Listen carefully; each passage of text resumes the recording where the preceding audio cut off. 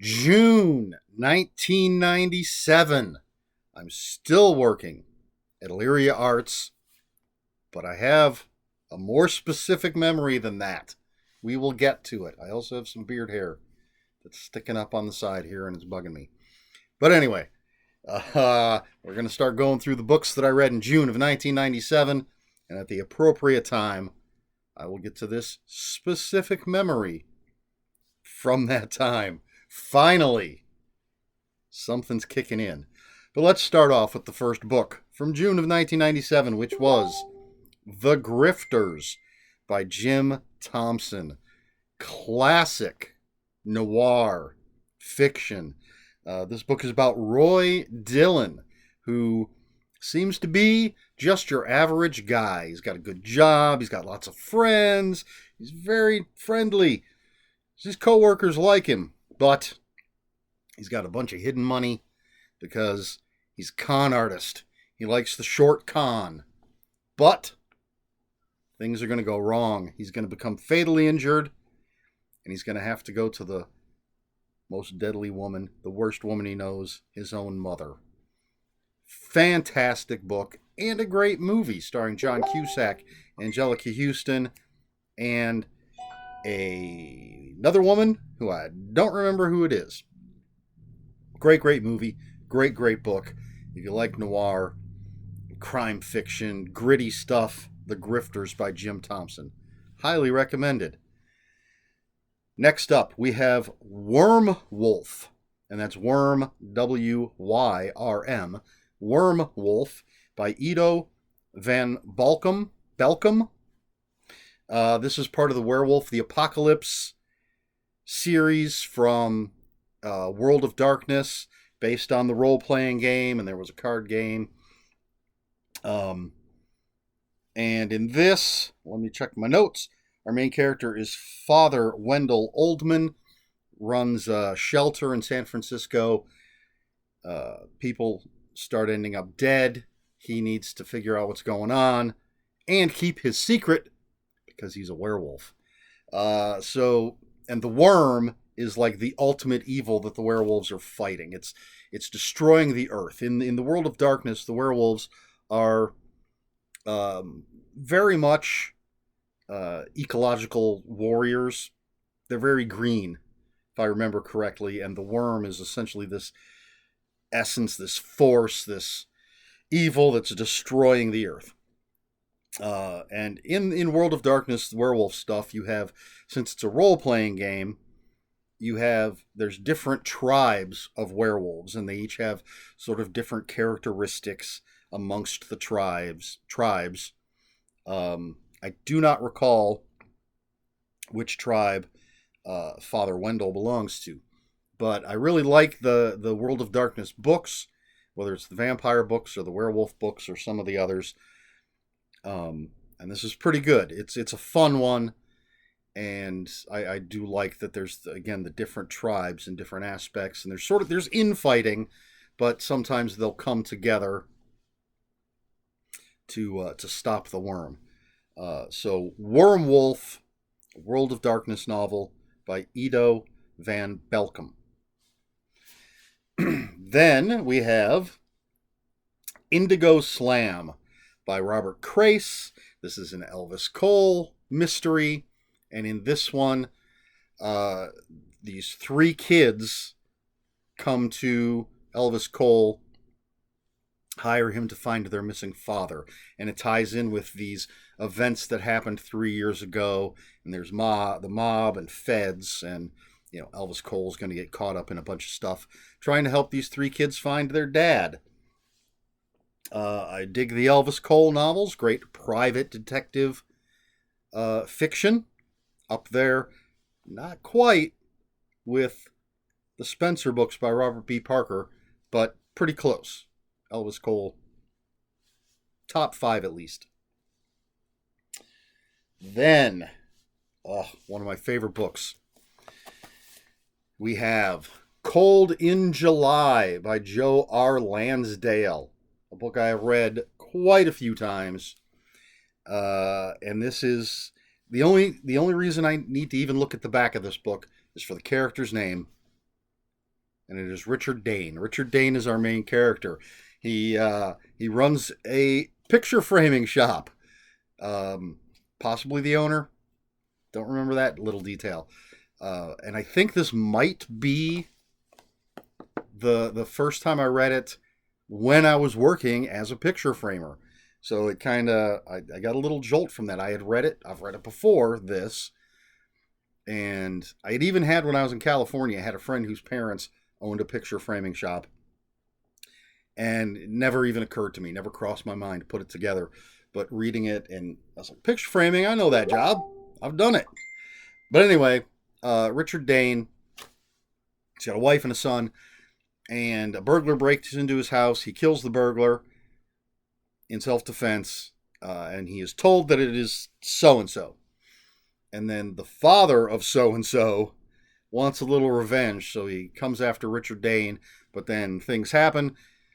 Turns out things aren't quite what they appear to be, and I don't want to say too much because you really, really should read this. It is such a fantastic book. Themes of fathers and sons. As a matter of fact, the first part is called Sons, Part 1, and then Part 2, if I'm not mistaken, is called Fathers. Let's see if I can find it. So, oh, there it is. I passed it up. Yes, Part 2 is Fathers, and then Part 3 is Father and Son. Great, gritty, well-told. Joe Lansdale, always an amazing writer. Great characters. Cold in July. It was made into a movie. Not a huge fan. It's fine, but I felt, anyway, that it misses out on the whole fathers and sons theme. It's maybe there, barely, but it doesn't get as deep as the book does. It's fine. It's well acted. It's got great people in it, but I don't think it holds a candle to the book. Then we have, man, we are jumping around genres and styles and things, because next up is Star Wars, The Courtship of Princess Leia by Dave Wolverton. This is a book, now it's in the whole Legends part of Star Wars. It's not canon. It's post Return of the Jedi, I think. I think that's where it falls. The Empire's crumbling. The rebels are ascending. Excuse me. But to sort of bring more people into the fold, Princess Leia is considering marrying this prince from a section of the galaxy with a bunch of planets ruled by a queen. And so just to it's sort of that marriage of convenience kind of thing. Bring them in. But of course, Han Solo, not into that idea.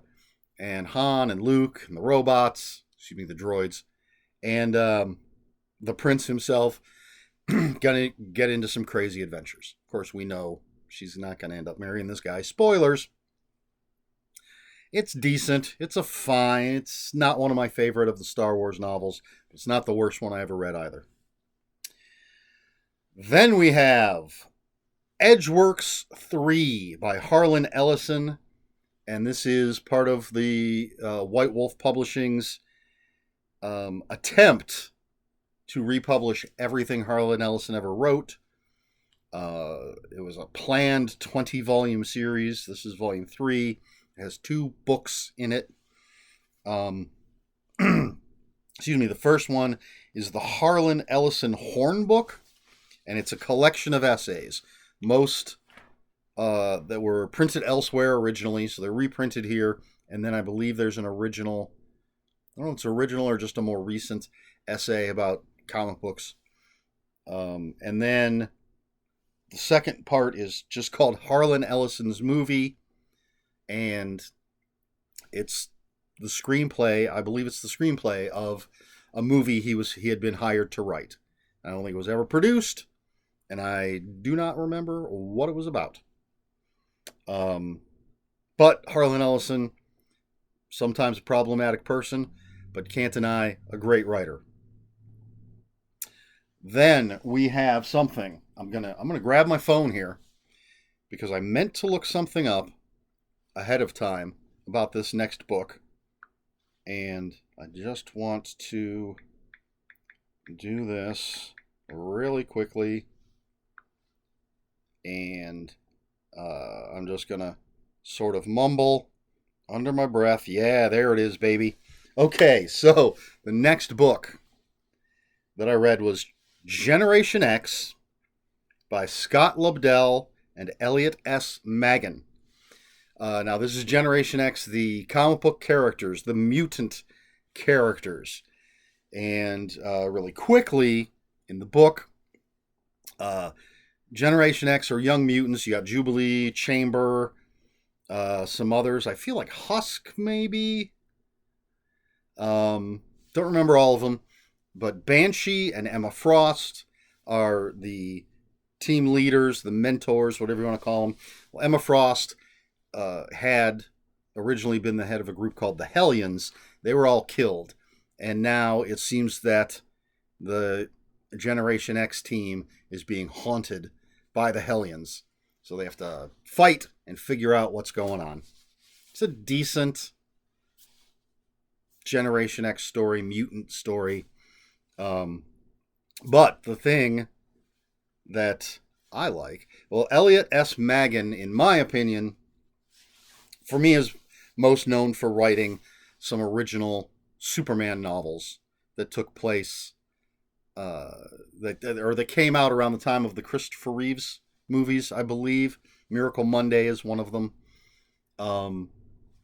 But Scott Lobdell, now he's written Red Hood, one of my favorite DC characters. But for our purposes, he is the writer of the movie. Let's make sure. Let's just see that there's no other credit. Yes, he is the writer of Happy Death Day. And some other movies. But I don't care about those other movies. I care about Happy Death Day. I am a big fan of that movie. And Scott Lobdell, big comic book writer, wrote Happy Death Day. I don't know if anyone cares, but me. So anyway, that's Generation X by Scott Lobdell and Elliot S. Maggin. Or however you say that guy's name. Next up, as I said, jumping around all over the place, we have Babylon 5, Book 3, Blood Oath. And in this book, Jakar, this guy right here, the Narn ambassador, he is in fear for his life because some Narn have taken a blood oath, means they're going to kill him.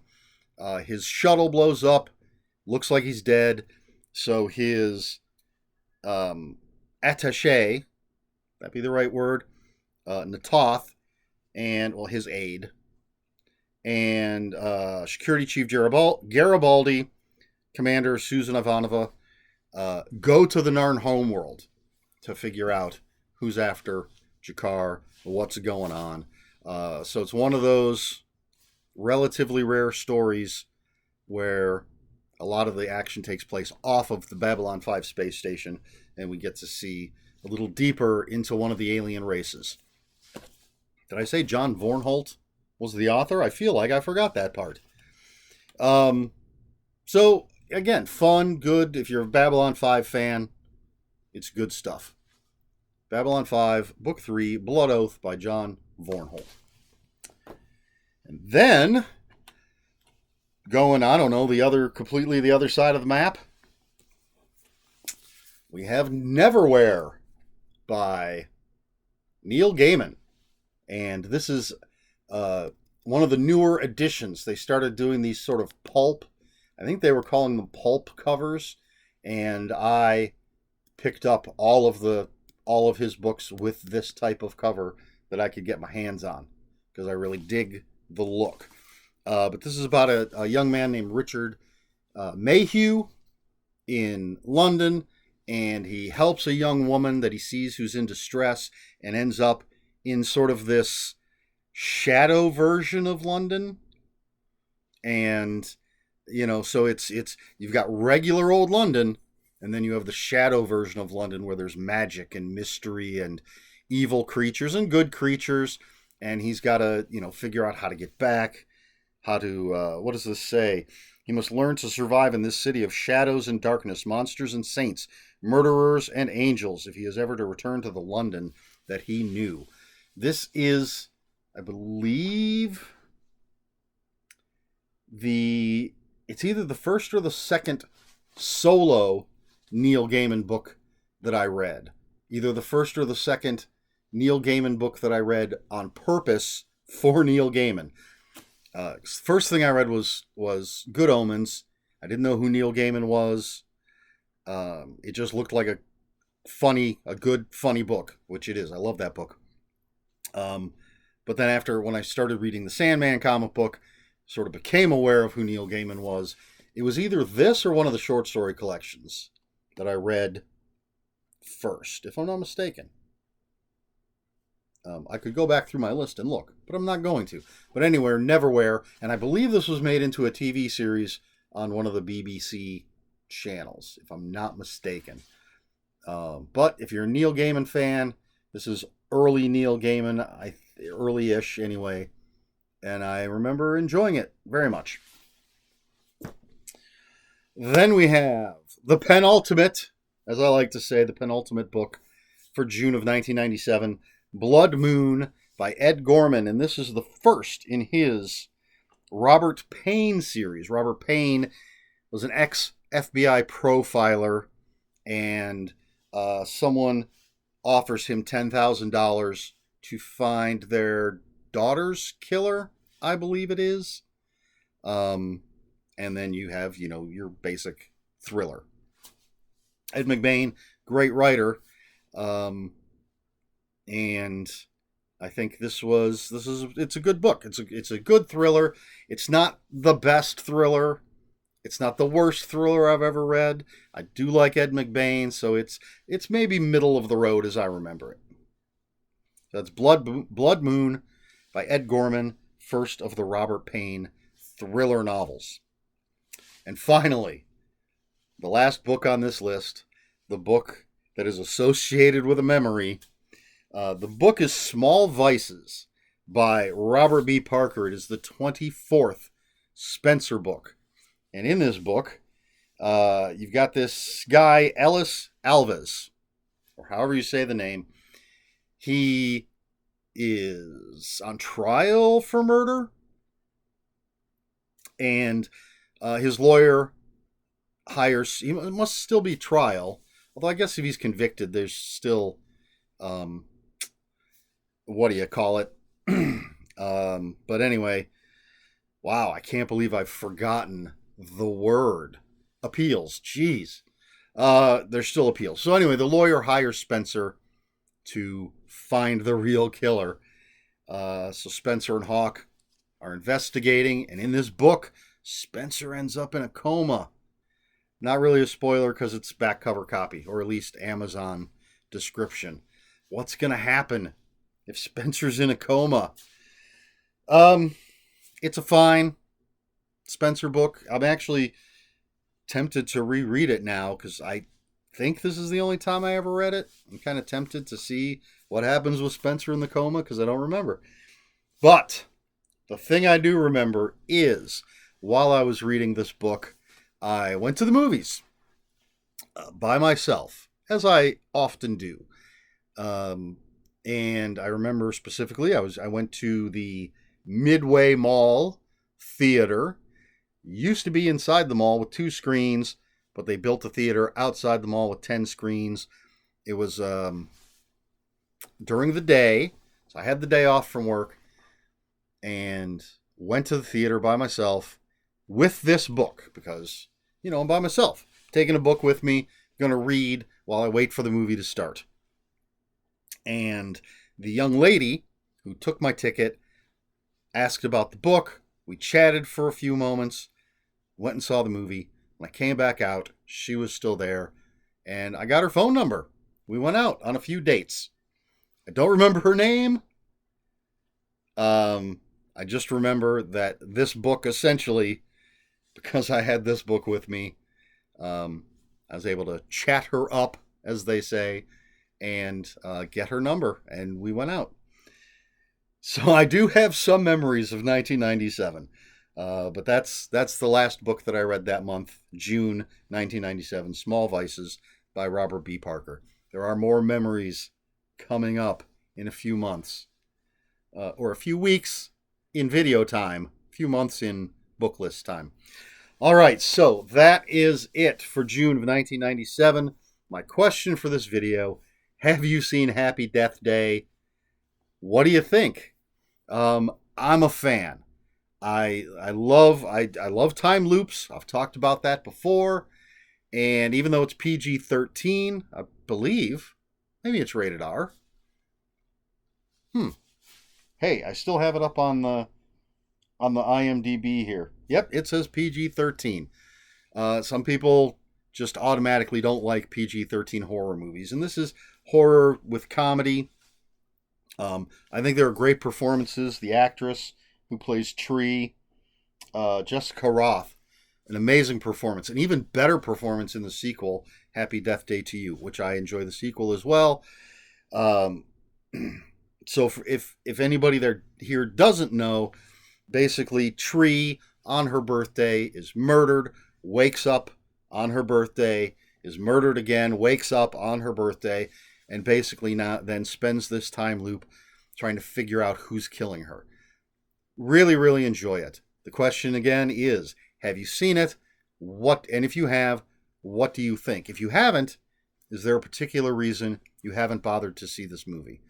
Let me know all that in the comments below. And if you have any comments, questions, or corrections, please put those in the comments below. Comments are open for spoilers. Just post a spoiler warning. We try to be polite here on the Low Budget Review Show. Please like, share, and subscribe. All the usual YouTube stuff. If you'd care to follow me on other social media, my Twitter is @Ronin5757. My Instagram, where I post pictures of books, comic books, board games, and fuzzy animals, is Eric Smith 5757. That's Eric with a K, ERIKSMITH 5757. That's all I have for you this week. So until next week, read more books.